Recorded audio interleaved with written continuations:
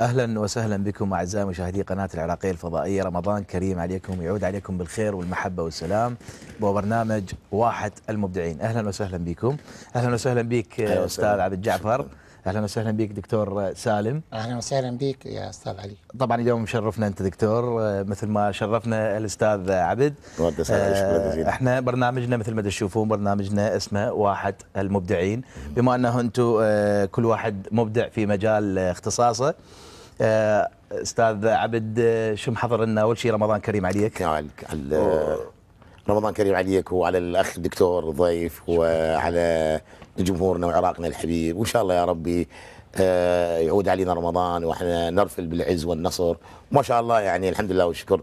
يعني هذا رمضان باخبار كلش رائعه وجميله وجدا يعني ان شاء الله بوجودكم وجود ناس طيبين امثالكم استاذ. طبعا انا همزين اليوم شفتك لانه صار هواي من الشايفين مشرف بيك استاذ. انا سعيد جدا الله يسلمك. انت مرتبط باعمالك وانا مرتبط باعمالك ان شاء الله. لك احنا راح نسولف يمكن نعوف للدكتور. نرحب بيك دكتور. اكيد مشرفنا دكتور ونشرف بيك. انا طبعا اشكرك واشكر العراقيه انه اتاحت فرصه اللقاء بالاستاذ. احنا كنا نتابعه بشخصيته بمسلسل الطين، هي بيت الطين. نعم شخصية رديهس كانت مؤثرة جدا، الشخصيات المهمة مثل ما تفضل. يعني بصراحة كنا نتابعيه رغم انشغالات الطبية. حبيت شخصيته بالمسلسل؟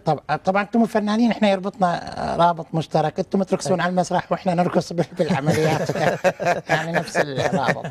لا ان شاء الله احنا اكيد مع الفارق للتشبيه طبعا. يعني يجوز يخون بس ممتاز والله، يعني في اوروبا يعني وصل المسلسل وتابعته هناك. اكيد هو الابداع يوصل باي مكان مثل ما الدكتور همنا باوروبا مبدع، فيجي للعراق ينقل ابداع. خير دكتور؟ لا هاي حاله هيك يعني. نتشرف بك نتشرف بك. استاذ عبد شو محضرين على العيد من مسرح من شيء؟ والله تدري الموسم المسرحي مالنا بالعراق في بغداد خاصه يعني وبكل المحافظات يبدا بالعيد. يعني الان موسم مسرحي ان شاء الله. يعني اغلب المسارح راح تعمل يعني، وانا ان شاء الله ايضا عندي مسرحيه يعني كبيره بها نجوم كبار. نتشرف وان شاء الله نحضرها ونشوفها. استاذ عبد دائما المسرح في الفتره الاخيره بانه يقولون بانه ماكو عروض مثل ما كانت العروض السابقه، لا احنا بحكم اختصاصنا بحكم ان نجي نشاهدكم نشوفكم اعمال. هم بالمسرح ينطوهم فلوس اكيد من تعرضون انتم. اكيد دكتور انت بنسوي عمليه ما تاخذ فلوس. لا احنا يعني مهنتنا مهنه عذرا يعني مداخله.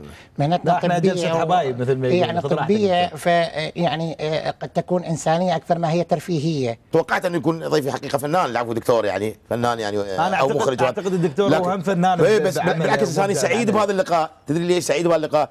على اقل تقدير اوصل للدكتور، وهو ايضا شايف المسلسل، اوصل له فكره الفن بشكل عام، وهو يوصل لي فكره عذرا الجراحه. لا اسمح لي اوضح للاستاذ جعفر. نعم. عذرا انا ما حضرت اي مسلسل لك، لكن الاطفال كانوا يضحكون عليكم يعني ينقلون. اعزائي المشاهدين ناخذ فاصل وراجعين لكم. دكتور اطفال يضحكون عليكم وهاي يعني قد يكون خان التعبير دكتور، هو نرجع للجو يضحكون لكم. احنا يعني شوف اقول لك دكتور، يعني عذرا ما لا بالعكس هسه انت من تجي تعالج انسان وتريحه نفسيا. نعم مو صح ولا لا؟ يعني تبعث له الحياه بعمليه جراحيه معينه. هذا خلينا نحكي بالجو. احنا عمليه جراحيه نفسيه نسوي للانسان يعني. عذرا اعتذر اسف. لا بالعكس انت كثير القلبيات يضحكون بصراحه. اي دكتور الكثيرين يقولون اسف نرجع للجو يعني فرق طبعا كبير بالتعبير. انت ما تقصد يعني احنا سعداء يضحكون ما يخالف. وصلنا له لدرجه انا تفضلت قلت له راح اضيع بيناتكم كونكم فنانين. لا بالعكس ضيف خفيف ظل علينا. سعداء نرجع للجو. يلا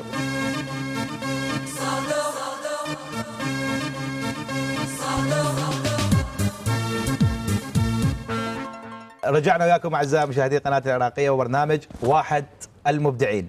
اهلا وسهلا بك دكتور. طبعا اخذنا الفاصل، حكينا ويا الدكتور العزيز وتكلمنا ويا الاستاذ عبد. نصلح المعلومه اللي قلنا الجهال او الصغار يعني قصدي يضحكون من يشوفوهم يعني بالضبط. هي اكيد الابتسامه هي شوف انا تمثل يعني تراجيديا وبكاء وهذا بسهوله ممكن يعني، لكن صعب ان توصل الانسان الى الابتسامه ثم الى الضحك القهقه. الطب يشوف اولاده يضحكون، هذا يعني نصر حقيقه. أكيد. هذا انجاز ان يخلي الطفل يبتسم. استاذ انت شهادتك شنو عذرا؟ بعد فنون جميله، اخراج. يعني دبلوم. يعني شهاده متواضعه. شهادتك هي بالحقيقه شوف هنا الخلاف بينكم بين مهنتكم ومهنتنا. نعم. يعني احنا عندنا زملاء فنانين ومخرجين كبار. نعم. خريجين اشياء اخرى غير الفن. يعني الفن موهبه، ابداع دكتور. يعني انا اقدر اسوي مثلك دكاتره جراحين. دكاتره؟ اي نعم، يتخرجون دكاتره من كلياتنا. كل سنه عشرات الاطباء يتخرجون جراحين، واحنا تدري يعني العراقيين ما شاء الله جراحين يعني باطنيه اطفال ما شاء الله كل سنه تتخرج اطباء ما شاء الله عليهم مبدعين. خيرهم. لا ماكو شيء. لكنه تدري انت الوسط الفني كل قد يلا ينضخ له مخرج جيد وفنان جيد يعني هاي مهنه انسانيه كبيره. مثلا انت يعني لا يحتاج مثلا في لا تحتاج اكاديميه او كليه حتى تخرج فنان.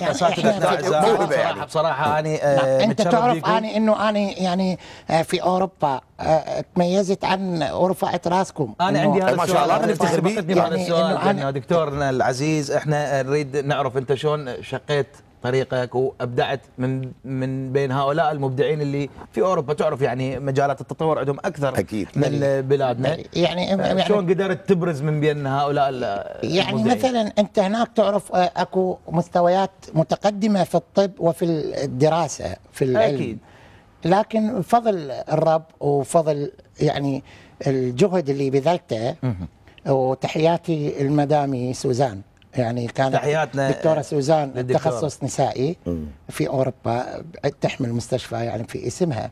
يعني واظبت على الدراسة، توصلت إلى حالة يعني دكتورة انت ما شاء الله عندكم مستشفى وعندكم اسمه يعني، فأنت فضل من عندك في أنك تجي للعراق وتسوي عمليات أنا هذا يعني خدمة بسيطة أقدمها للشعب العراقي. ما شاء الله بارك الله فيك. ممتاز.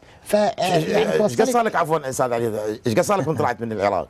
يعني ايش قد صار لي طالع؟ اي نعم. يعني يمكن ساعتين ونص يلا وصلت للازدحامات لا طبعا الدكتور كوميدي لا يمثل احسن له. لا ليش؟ اقصد الفترة اللي قضيتها باوروبا ايش قد يعني ما يعادل 35 سنة. يعني انت هناك تخرجت هنا صرت طبيب؟ لا تخرجت هنا وطلعت في بغداد يعني. في بغداد خلاص يعني بغداد صاحبة فضل عليك سودك طبيب.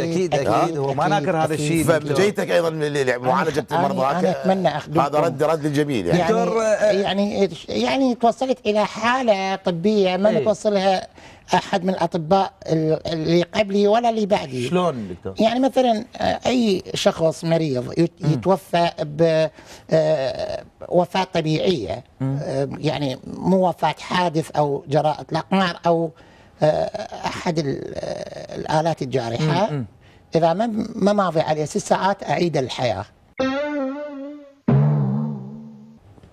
شلون؟ إذا عندك ميت 6 ساعات متوفي، نعم، أعيد الحياة. يعني شلون إذا طبيا يعني توقف قلبه مثلا وتشغلون قلبه لو يعني قصدك غيبوبة دكتور؟ لا مو غيبوبة، أنا أدرك ما يعني أقول. ميت لا أنا دارك ما أقول. متوفي يعني مو غيبوبة. يعني مثلا إجراءات شو يسموها انتم شهاده الوفاه. شهاده الوفاه ماشيين عائلته بشهاده يعني دكتور مشخص بانه هذا الشخص مات الله يرحمه مات انتهى بالثلاجه مخليه استاذ و6 ساعات اقل من 6 ساعات اعيد للحياه. مو اكو حالات تصير غيبوبه مثلا؟ لا مو يعني انت دشكت يعني بكلامي استاذ. مو يعني مسويها العفو دكتور هاي العمليه يعني معروف بها باوروبا. مستحيل كان النشره كان قالوا بالاعلام كان قالوا بالتلفزيون. فاصل وراجعين لكم. دكتور اريد اطبطب لك اياها شلون يصير؟ يا شنو يعني ما اعرف شو يقول. لا دكتور يعني حدث العاقل بما لا يليق فنصدق احنا بالجوع هذا شوفنا. يعني صحيح انت صار لك فتره باوروبا بس قدامك فنانين ومسافرين لاوروبا وشايفين وهذا انسان سبب مداخلتكم ما دا اعرف ايش ما دكتور انا دا اوضح للمشاهد هسه احنا دا نقول بانه الميت قلت لك غيبوبه يعني ممكن غيبوبه ممكن يوقف قلبه مثلا. لا عذرا يعني على مود المشاهد عذرا يعني انت دا تشكك بكلامي ومصداقيتي انه انا مثلا دا اكذب لو دا ابالغ. لا حشاك من الكذب بس ما معقول هذا الحكي دكتور. لا ارجوك ارجوك ترجع شو يسموه انتم؟ للجو وتكرر السؤال وتعتذر. غير منطقي دكتور. احنا جايبيك دكتور، احنا جايبيك دكتور، نتشرف بيك. انا قلت لك عد مع انه حضرت للقاء انه انا ردت افيد المجتمع العراقي وحبيت من يمثلني او يعني يناظرني. دكتور انت مبدع على عيننا وعلى راسنا وجاي من الخارج ومبدع بس لا غير منطقي الموضوع. دكتور يعني تحدث ارجوك ترجع للجو. لربما ارجع على عيني وعلى راسي بس لربما في يعني بعدكم في طور التجارب، لربما بعدكم في يعني هذا الموضوع يعني هذا الموضوع حساس دكتور. لا هذا الموضوع حساس. وين الاستاذ المنتج اللي دكتور هذا الموضوع حساس ما يتناقش بالجو. وين الاستاذ؟ يراجع ترجع وتكرر السؤال. حبيبي استاذ، لا ما يصير هيك. استاذ يقول لي ميت، يقول ميت رجع. لا ترى ما اسمح له يضحك. لا دكتور يعني حقيقه مو منطقي الموضوع. لا تخلوني محل. ماشي استاذ. لا اكو اشياء ما تتخيلها. احنا عندنا اعتقادات معينه وكذا ما ممكن. اخي دا اقول 6 ساعات اذا متوفى 6 ساعات او متوفى بصوره طبيعيه. اوكي. عدم اطلاق نار او شلون انتم تسموه شوخيه، ذول الشوخيه اللي يضربون بالسكين.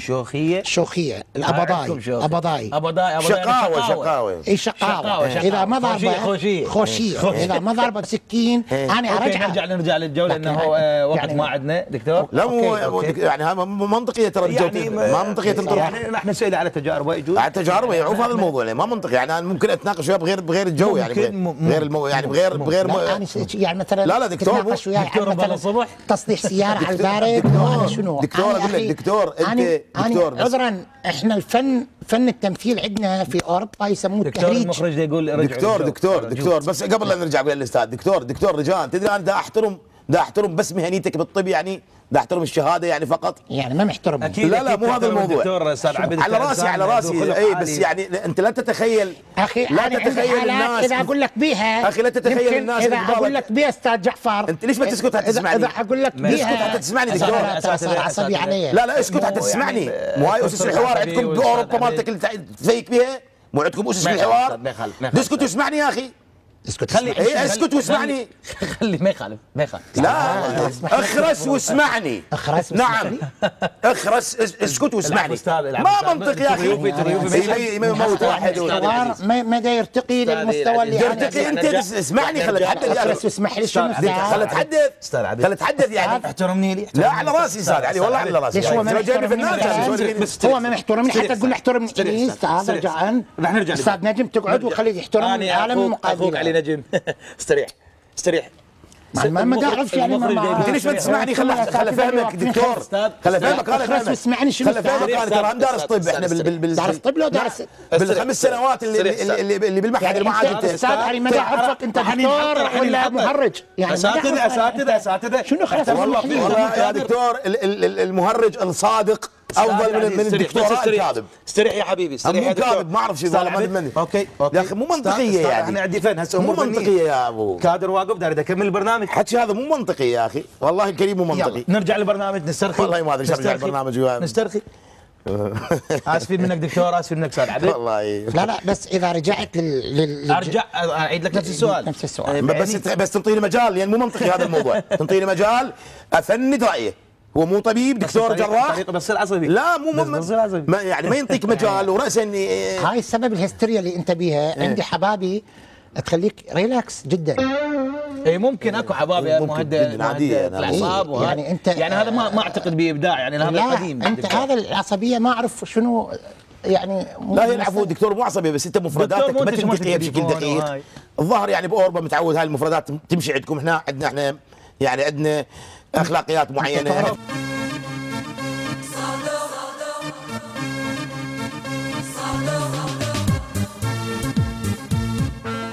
اهلا وسهلا بكم اعزائي المشاهدين العراقيه وبرنامج واحة المبدعين. ونرجع ويا الاستاذ سالم والاستاذ عبد. عذرا انا دكتور سالم وليس استاذ. الاستاذ انا دكتور. الدكتور سالم والاستاذ المبدع عبد جعفر النجار.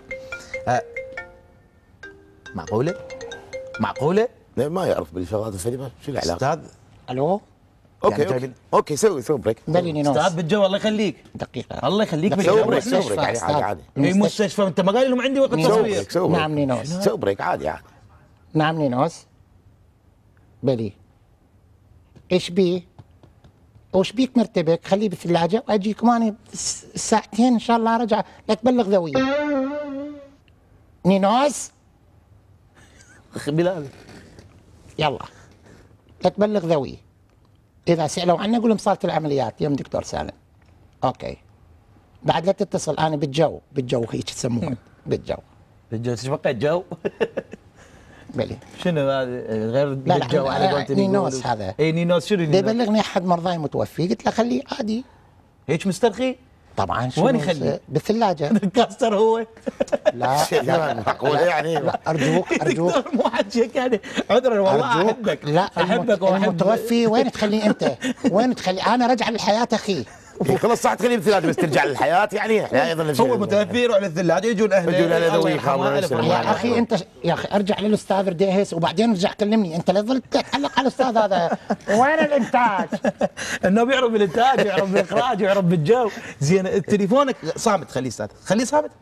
ما اعرف احد الشباب يجون. اعطيني انا عندي مثل هذا التليفون لو حتقول لي بوروبا اكو ما ادري شنو اكو. لا هذا هديه سوزان زوجتي ما اقدر يعني مدام سوزان طبعا عندها مستشفى ما تعطيك تليفون. اوكي لا خليه صامت لو ما واصلكم هذا التطور. يا ابي معود موجود بس واصلنا يموت يخليه بالثلاجه وترجع تورا ساعتين ترجع للحياه. ومسترخي الدكتور عاشتك والله دكتور انا احييك. الله يسلمك على استرخائك والله شكرا. بانه تقول لا انت تعرف طبعا انا لو متفضل باستاذ ومتكلم عن زين هسه احنا راح نرجع نتكلم عن شنو؟ ونحكي بانه انت ترجع خلينا نتكلم عن شنو؟ خلينا نرجع للجو. نتكلم عن الابداع الطبي اخي. خلينا نرجع للجو. انت مو تطلع مثلا تسوي على المسرح وبالتلفزيون تضيف البهجه. انا اضيف ابداع. اكو فرق بين البهجه والابداع. البهجه او وقت لها محدد. مثلا اذا انت كان احد من اقاربك متوفى استاذ تقدر تضحك بالعزاء. الله يخليك استاذ تقدر تضحك استاذ ليش خليني اصيح دكتور؟ انت صيح علي دكتور متعبتني الله يخليك. انا عندي برنامج الناس لا انا كنت ما منتبه لك لان قلت استاذ لو قال دكتور الطك بالتليفون. دكتور شنو تطلب بالتليفون؟ شنو تطلب بالتليفون؟ احترم المقادير استاذ. انت متاكد انت دكتور؟ طبعا دكتور. تليفون تفتح تقول لي ميته رجعه شنو انا شنو الانتاج ناصبين علي الاخراج وين شنو سالفه؟ انا شنو اللي مخليني منين جبتوا لي اياه؟ يا اخي انا ما مضطر اقعد بهكذا جلسه. يا بدي اروح خليه يروح اروح طبعا اروح. تفضل لو كمل البرنامج استاذ يقول استاذ وده يتفضل تجيك اصلا اقعد والجلسه بلاياك تكون افضل. اقعد ماخذ فلوس استاذ التجار. هذا الرجل نجم وانا نجم ونقعد الناس يلتقون بنا بالعراقيه والناس يحبونا ويقعدون. جيت تتعانز هذا الكذب مالتك ما يعبر. اوجه لك سؤال واحد بسيط. سؤال بسيط. نعم تقدر تزرق اوبرا؟ استريح. اكو 6000 واحد يضربون اوبرا شنو يعني؟ 6000 واحد يضربون. انت تقدر تمثل لك مشهد؟ امثل مشهد. انت تمثل مشهد على الحركات مالتك. استريح دكتور استريح. انت صيحت علي دكتور. تحتذر تستوجب. اعتذر لك يعني خليه يروح والله خليه يروح.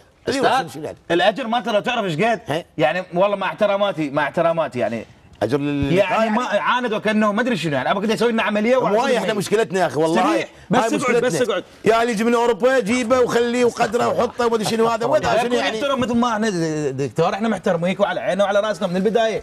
مره تقول لي ترقصون واحنا نرقص بصاله العمليات، مره تقول تليفونك، مره تقول ارجع الميت. هسه هذول كلنا بصفحه وبصفحه مال الميت. زين شنو مال الميت؟ ما منطقي. انا عندي حالات طبيه اذا احكيها توقف شعر راسك اللي تحت الغطره. غير الميت يعني؟ طبعا. شو مثلا؟ طبعا مثلا يعني مثلا اكو حالات وانت اصلا مستهزئ شلون. خلينا نرجع للجو. خلاص خلينا نرجع للجو ونحكي يا ريت. انا احب افيد الجمهور والمجتمع وينهم يعني بالكاميرا. اتمنى ما خلف الكاميرا. اتمنى وانا اسف اكثر ما في هيك مستويات عقليه صراحه. اوكي ما قاعد تستوعب اللي اتكلمه انا. دكتور احنا رجعت للجو؟ راح نرجع. اوكي. وخلي استاذ صادق عفوا استاذ عبد جعفر النجار استاذ عبد جعفر النجار لا يتدخل بشغلي رجاء. زين شنو رايك هسه انا الدكتور انا عندي سي في عنك. انت تريد تجرب. عندي سي في عنك وانا باعتباري مسوي هذا البرنامج انا عندي سي في عنك بانه انت كم اغنيه نصاب. كم اغنيه بالسي في؟ انت نصاب. شنو؟ انت نصاب. لا هذا كلام خطير. لا احترم رايي. هذا كلام خطير. احترم رايي وجهه نظري بيك. انت نصاب وانا جايب هسه احد مرضاك او ذويه تقول لا تقولون الذوي جايب هسه واحد مشتكي عليك ويتهمك بري نفسك قدامه وقدام المشاهدين. ليش على شنو جاي محكمه مثلا؟ استاذ مثلك ومثل امثالك هواي جاي يجون للعراق ينصبون علينا يعني أنا فانت نصاب. انا نصاب. انت نصاب وانا جاي افضحك. والله يبدو عليك تفضحني يعني. طبعا جاي افضحك. والله يبدو عليك يا شيخ. وانا اسف منك استاذ عبيد، بس لانه انت نجم الله يسلمك ومعروف عينك على مود العالم من خلال يشوفون هذا النصاب. وين يشوفون الفرق. مهدي وين؟ الحق مهدي وين؟ يعني انت بشخصك مهدي وين؟ جايب افضحك. مهدي وين؟ ولا هذا الكلام ما يعبر، هذا الكلام ما يعبر على اي واحد يعني. تفضل حبيبي. من اللي تفضل تعال حبيبي، تعال ابني ويعدل الميت. مرحبا. شو اسمك انت؟ هاني شو مسوي؟ تعرفه؟ استاذ اعرفه، هذا نصاب دكتور مسوي روحه. عجيب. شو فيك عمو؟ اختار الفاظك. لا ما تقول لا ترى نفسك. انا اعرف عندي معلومات عنك. لحظه، سوى لك هذا؟ استاذ استاذ عبد اسمع. استاذ مرحبا شلونك؟ هلا وعلا. استاذ سالفته سالفه. من استاذ مرحبا؟ بابا بده يسلم علينا. اي ابني تفضل. عفوا استاذ، هذا جاي ياكل لفه والدي. طلع منها والدي جاي ياكل لفه. انت لا تخاف. لا ليش اعتيادي؟ لا ما عندي شيء. انا مجرد شكوى جاي اشكيها يمكم. زين. طلع ابويا جاي ياكل لفه. شلون عين وقحه مخليه بعينه ودا يحكي. بابا بدنا نسمع. ايه تفضل. جاي ياكل والدي لفه فلافل. شنو يعني مثلا فالح ابو العنبه؟ بابا توقف. هو بده ياكل فلافل. ابوه هذا فاني ما قاعد اعرف عفوا والدي شوي شو اسمه السمه موديناه المستشفى. لقينا هنا العينتين مسوي روحه دكتور. عينتين؟ اي ضرب ابره الوالدي. شنو عينتين؟ وشله لحد الان. وتعال شوف حالتنا. وشل ابوي استاذ. لا والله هذا شال ابوه. حسبي الله ونعم الوكيل عليك.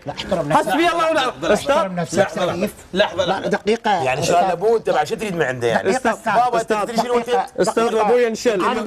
اليوم ما عندك والله. لا ضربه واقف وراي.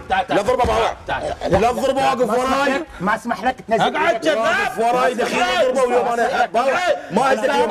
وانا عشتنا على ابوي. اسلمك للشرطه اتهمت اليوم ولا لا؟ عفري عدت العقاب على راسك. عدت العقاب على راسك والله. عدت العقاب على راسك. لك اليوم اذا ما سلمك انا بيدري الشرطه. عوف استاذ. اليوم اذا ما سلمك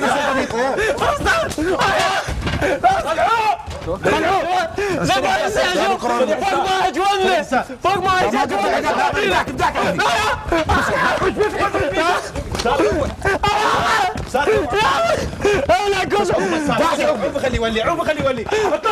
خلي كاظم مدلل ضرب قلت لسه جابك الناس يبغى تضرب فيه.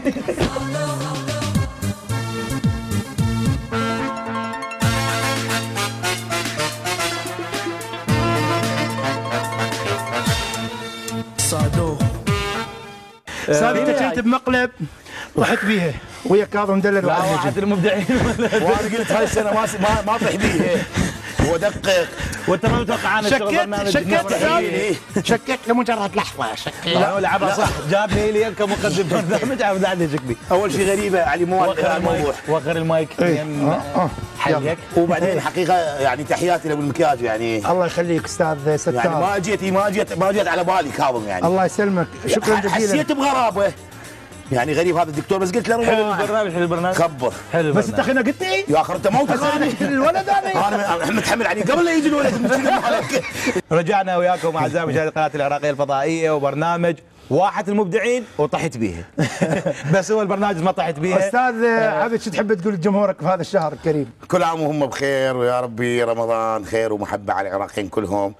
ونتمنى نكون شوي خايفين من الظل. احنا شو حقيقه نسيت نفسي تجاوزت يعني. هاي يمكن ثالث سنه يعني سوي بيها كاظم. مرت الاخر تسمع علي باي لقاء اشيل اللحيه واشيل لا مرت الاخر راح اجيك السنه الجايه بنيه. جمهورنا العزيز انتظرونا وحلقه جديده من برنامج طحت بيها من خلال قناه العراقيه الفضائيه. خليك انت ما خليك انت هم بعد يسويها بي. يا ابويا